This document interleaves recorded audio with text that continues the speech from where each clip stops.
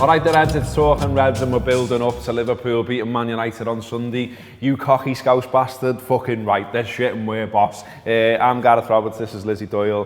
What's on the agenda today? I don't even know because I've only just been sent it. We're going to do it on the fly because we're that good. Okay, number one, top of the agenda is African Cup of Nations moved again. Will be played in January and February once again next year, which means Mo Salah, Naby Keita and Sadio Mane could miss 6 games. Lizzie, how are you feeling about that? I don't like it. I'm not a big fan, but I also am very aware of that I don't want to be the ignorant British person saying that, you know, they have to move their tournament to accommodate us. It doesn't work like that, and you're not telling Sadio Mane, Mo Salah and Naby Keita, who are so proud to play for their countries and love this competition, that should be the case either. It's a shame for us. It is a shame, of course it is. You don't want to be losing your players for any amount of time, but you know what it is for me? Is the actual time that it falls, January and February. The last couple of seasons, including this one, I think it's been like our hardest run of games. Yeah, it is a pain in the arse, there's no doubt about it, and it is a bit weird the way the sort of goalposts have moved on it, because it kind of feels like top clubs, including Liverpool, were like, oh, okay, you know, that's been an issue in the past, but now it isn't. And maybe invested in players and thinking that's no longer an issue. What I would say, though, is that, you know, Liverpool we've seen this season already, and last season, and for a while now, the general mentality around the club, they're just able to deal with adversity so well. So, like, you know, already, and I haven't read it, but I thought good piece, and I'm going to read it. I think it's on the Echo. They've done a piece sort of where they're saying, okay, then, so let's presume they're going. What could Liverpool do? And like, so I haven't read it, but I imagine they're saying Curtis Jones, I imagine they're saying Harvey Elliott, I imagine all these players who've got some experience this season, probably going to get more as the season wears on, and by next season, a year older, a year smarter, and perhaps able to fill these gaps. Yeah, they could do. I think it is a year away though, and also we also don't know if both of them are still going to be at Liverpool. I mean, I hope they are with all. I really do. Come on. But I think the thing is with this is the fact that it's Salah and Mane. Like, you lose one of them and you feel like, oh well, we've got the other, but to lose both of them, they're so. It's a compliment to them and how good they are and what they offer the team and how sort of individual they are and how hard it is for other people to come in and do the job that they do, because the two of our best players, so it will be a real blow, but it just makes me curious because obviously that falls around just after the January transfer window. It would make me think whether teams would look to do something in January, maybe to cover the loss of African players. So I think Aubameyang's one of them as well, who will be missing for Arsenal, who obviously he's their main goal scorer. So, but the thing is, we know it's coming round, and they did change it, didn't they? And I think what it was is it was. Oh God, I don't want to do that thing where we all think we're right, but I'm sure it was meant to be in Cameroon in the summer, but it was just going to be too hot. I think that's why they've moved it. And you know what? You can't say, not only you can't go out and tell lads are playing like 45-degree heat, can you? It's absolutely ridiculous. On the positive side around it as well, I mean, you know, look, everyone's like fuming about it, and you got all the think pieces in the papers, and you're seeing stuff all over social media. But I genuinely would say it's brilliant that African football's come on the way it has. I love it, yeah. And like, you can remember not very long ago when the African Cup of Nations was on, it would be on at like sort of really late at night, and it was quite specialist if you were going to watch it. But it's becoming bigger and bigger. African football is becoming bigger and bigger, and it feels like more and more people are getting the opportunity now. We obviously know the stories of Sadio Mane, and we know the stories of Mo Salah and things like that, and many more. I mean, I think it is good in a sense as well. I mean, you said it there, you know, you can't always just sort of be Premier League centric or English centric. You've got to think about the global game as well. Yeah, well, you try, like I said, you try telling them not to play in it. Sadio Mane wins the African Football Player of the Year, and the first thing he does is thank the people of Senegal and his village. Mo Salah's so proud to be the Egypt superstar. Basically, he's absolutely worshipped over there, and rightly so. Yeah, it's unbelievable, you know. So they take it very, very seriously, and they should do. I love the fact that they do as well. Like, I am so proud as a Liverpool fan to know that we have got the best 2 African players in the world. I love that. I really, really do. And I love the fact that they love it as well. And it's nice because I think, I don't want to speak on behalf of you, but me, like, I'm not really patriotic about my national team, but I love seeing the likes of Salah and the likes of Mane really taking pride in it. And because they're not the best teams in the world, but how much it means to them and the people there. And I think they've set a bar, them two, and I think they should be really proud of themselves. I really hope they look at themselves and realise what role models they are, what like amazing young men they are, that they've put African football onto another level. Yeah. And I'm not saying that it wasn't in the first place, because the likes of, say, Samuel Eto'o, absolute superstar, Didier Drogba, you've always had your superstars throughout African football, but it feels like now the level's getting higher. Riyad Mahrez, I mean, he's a brilliant player, and he could have easily won the African Footballer of the Year, any of them could. And it's a really, really good time for it. And you know what, we should all be excited to watch it. Yeah, it's good as well. I've been to Egypt as well and would highly recommend it. But also as well, it was amazing. Like, it was as soon as you got off the plane. Salah everyone wants to talk about Mo Salah, or if you get any hint that you're a Liverpool fan. And it's just, you know, like, all the like really romantic things, you know, all little chairs being pulled up in mad places, and they're all watching the match and things like that. All little kids running around with like black Salah tops on and stuff like that. Really, you know, just really good to see all these people inspired and into footy and currently loving Liverpool. I mean, they might love someone else if Mo Salah ever does leave, but right now they're all talking about Liverpool, and that can only be a good thing. We do a podcast, if you subscribe, we do a podcast called Specialist Subject, and we had one of our contributors, Paula Murphy, who you might know. She used to teach in like Abu Dhabi. She's now teaching in Egypt, and she comes back every so often and does some shows. She's a subscriber herself, and I tell you what, her specialist subject, she's a PE teacher, and she's really interested in like how sport's used in like various countries and the sport education. And I tell you what, the bit on Egypt, because she's teaching there now, she's in Cairo, is absolutely fascinating. You should listen to it. I'm not just saying this as a plug, I promise you.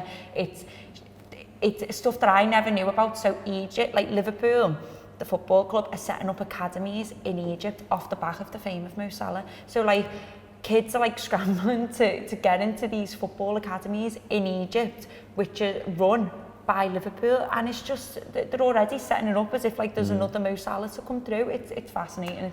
It's really, really interesting. Truly a global game and all that kind of gear. Well, listen, it is the transfer window currently. Liverpool being linked with players as ever, even though, you know, all the indications are they're not going to sign someone. We've always got, they might though. They might, will they? Maybe they're keeping it secret, all those kind of things. So people love that, don't they? Particularly Rob Gutman. There is a transfer show as ever during these times, and here is a clip of that. John Stones, according to the Mirror, has been interesting Arsenal and our manager Mikel Arteta, who obviously knows him very well from when he was assistant manager there. Craig, I'll start with you on this one. Obviously, he knows a lot about John Stones' qualities. Arsenal desperately need better defenders. But is Stones really the answer to their question? It's a strange one. I don't know if it's the answer to anyone's question, really, because John Stones, I think he's played 10 times for City this year. He's been in and out of the side, whether it's through injury, whether it's through form. You know, Guardiola's looked at his defensive midfielders at times instead of going to his centre-backs like him and Otamendi. I know they like the young lad Garcia, but he hasn't played much, I think 5 times as well. But then for John Stones, he's just come back from the injury, played at the weekend. There's a lot of games coming up for City, and if I'm John Stones, I'm thinking, well, am I going to get into the Euro squad for the England team? So that'll be his concern. Am I going to get minutes in City's quest for more silverware this season? And I'd be backing myself rather than going out on either on loan to Arsenal or a permanent deal to play under Arteta. As for Arsenal, he feels like just another defender that they have that can be bullied at times, doesn't it? And it hasn't happened as much recently for John Stones, but I still don't think he's the answer. And I know that you asked about whether he maybe works in a back three. I don't think he's played back three often for City. I think that's something that Luis played at Chelsea and might work together. It just feels like a bit of a strange one, and it's even stranger when it is the two traditional top 6 sides, isn't it? So that is the transfer show. You can have a go at that if you subscribe to the Anfield app. If you've never got involved with our subscription content, you can download the app on Google, Android, Apple, you know, everywhere basically. I know I just cocked that up, but soz. But what I'm saying is download the app, have a go of it. Thousands of people have already. We were talking about the figures before. It's done really, really well. We've had great feedback on it. So go and have a go of it. You don't have to pay nothing. You can download it for nothing, and you get some free tokens, so you can have a go at some of the premium content, maybe the transfer show, maybe the thing Lizzie was talking about, maybe whatever you want, post-match pints, post-match show. There's loads of gear on there. Go and have a look, have a go. And if it's for you, subscribe, and if it isn't, sound, just watch the free stuff. That's the way it works. Okay, in terms of transfers then, there's a Roma bid for Shaqiri apparently. Obviously Shaqiri's been knocking around for a while, not getting much football, had his problems with injuries, but he seems all right with it. You know what I mean? He's not been moaning. There's been little tiny hints at times. I wonder whether that was a bit of mischief making by some sections of the media. But for a fella who previously has not been shy about shouting about issues at clubs, he's kept his head down, he's kept on going. We've seen him on the pitch again. And Klopp said he's going nowhere, and Klopp said no one else will move this month.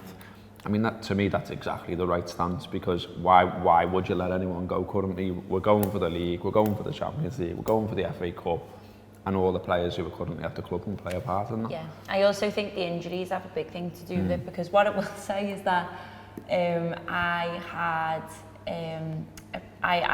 sort of done a prediction in summer, and I thought Shaqiri would go in January, because we've heard all this talk about anywhere he's been at any club, it's the first half of the season he performs, but the second half he drops off, and they don't know why. It's just the trend and the pattern that picks up with Shaqiri. And I was thinking, you know, apparently Klopp signed him knowing full well that was the case, and he was in full knowledge of it. Obviously they've got all the statmen, they've got all the evidence there before they sign a player, and he knew that. So I wonder if Shaqiri will go in January. And when Minamino come in, I was thinking, oh, is this maybe the Shaqiri leaving? But saying that, like you said, I think there's just too much at stake at the moment. I think we're still going for 3 competitions, we are, and we've had a few injuries, and we've seen how thin our squad can get quickly. That's the thing, like when they start piling on top of each other, especially in the same position, you can't afford to be letting players go. It was like when we were talking about Dejan Lovren leaving, I think in the middle of the season, last season. Makes no sense, and Liverpool should be putting the foot down and saying, no, you need to help us, you've got a contract with us. But also, Sheridan Shari probably wants to win the Premier League more than half of them in the team, and I don't mean that in an attitude way, but I just think he's a proper little fighter, he's a winner. Yeah. I think he's desperate to win something with Liverpool, I really, really do. And he's a talented fella. I love the power cube, and it was around about this time last year, of course, that we played Manchester United at home. We played them off the park. I think they only had 1 shot on target. Liverpool, meanwhile, were dominating, peppering their goal, but we couldn't quite get there. They got a bit of a fluky goal because of our mistake, etc, etc, etc. And then the cube comes off the bench and boxes it. 2 goals, and will always be remembered for that, if nothing else. But I mean, that's the point, that, you know, this time of year is exactly the time of year when he can contribute. He was good against Everton as well, in that mad side that Klopp put out there. Everyone went, whoa, and then it turned out he knew more than everyone else yet again. We have got a question. You should be onto this by now, but the idea is if you leave questions in the comment boxes under all our YouTube videos, we'll ask them on a future Talking Reds. So the one that's been selected today, I'm not sure how me and you are meant to answer this, Lizzie, but you know, we'll go with it anyway. We are where we are. Question is, who's the best pool stroke snooker player in the Anfield Rock crew? I haven't got a lot to go on here, to be honest. I haven't seen anyone play pool. I know what I'm like, and I think I'm all right. And I know I've played Gibbo at snooker, and he beat me. And beat me fairly. So Gibbo's above you? Yeah, he was fairly at snooker, because snooker's very different to pool. It is. But at snooker, yeah, Gibbo was the business and beat me at that when we were out in Dubai. In terms of everyone else, though, I can't really remember seeing loads of them. I know we had a few games over at what is now Jürgen's after work with bevies. But, you know, it was such a long time ago now when bevies were involved. I don't really remember who was good and who was bad and who was indifferent. Do you know, by the way, that the bar just down there has got pool tables in it now? What? Oh really? Yeah. Oh, well, maybe this question encourages. I mean, maybe this is content. Maybe we could all go down, have a little pool tournament. And then you get the answer to your question, who knows? I'm alright, my dad taught me quite well, to be fair, at Poole, not Snooker, I've never played Snooker, I'm okay. Do you know what, like, Sean Walsh, who worked at the Anfield Wrap, he's like silent, or like mysterious, not silent, that's terrible. He's like a mysterious person, isn't he? And I just feel like he's just probably got like loads of this mad stuff in his locker. Yeah. Like, I reckon in his spare time, he's probably just like playing pool every weekend, and then he comes out and he's like, what's his name? Skills, isn't it? Yeah. It's like when we went to the foot golf, like, you know, I think what you're saying is, Walsh he's sound, top lad, but he like keeps himself to himself a little bit, doesn't he? So we went and played foot golf with all the Anfield Wrap, and yeah, Walsh he smashed it, like, do you know what I mean? I reckon he would be, and I also think like it's a proper, like you'll know obviously the one I'm on about in Highton, there was always all the lads I know used to go to the pools, the snooker hall on Wilson Road. Wilson Road, yeah. It was just a thing that lads used to go and do, mainly lads I should say, but yeah, I'd love to be able to find out, so we'll go to the little bar just there and have a go. There you go, so we'll answer that question maybe in the future when we've had a little mini Anfield Wrap tournament. Okay, if you've got any more questions, and they can be about whatever, as you've seen with that, footy, Anfield Wrap, whatever, just throw it in the box and we'll pick one out on every Talking Reds that we do. A couple of things to plug before we go. We are doing some live shows in Ireland. Really excited about this. We're going to Dublin, we're going to Belfast, and we're going to Cork, the home of Barry's Tea, which I am so excited about, obviously. And also the home of Google's main office, but I don't know, not saying anything. Who's asked about Google? It's all about the Barry's Tea. So that is it the 6th, 7th and 8th of February? 7th, 8th and 9th. I was close. Tickets are on sale for that now. You can get them via the website, you can get them via C-Tickets as well. There'll be various links on our social media as well. If you're just watching this and think I'll look later, go over to our Twitter and you'll see the links on there. Other thing to mention is it is January and there are sales, and there's a sale at the Anfield Wrap as well. So if you want to go and check out our merch, go to theanfieldwrap.com/shop, I think it is. And there's loads of t-shirts there, subscriptions, cups. Have I missed anything? Hoodies, books, there's all kinds. Oh yeah, there's loads of books as well, yeah. No, 50% off those, good. There's all kinds on there, 50% off, so check that out. That has been Talking Reds. We've got a very, very busy day. Talking about the Manx being crap, talking about the Reds battering them, hopefully, on Sunday, because it's about time, isn't it? I mean, you know, the only team that took any points off us this season in the league, the bastards. Let's get them back. That's been Talking Reds.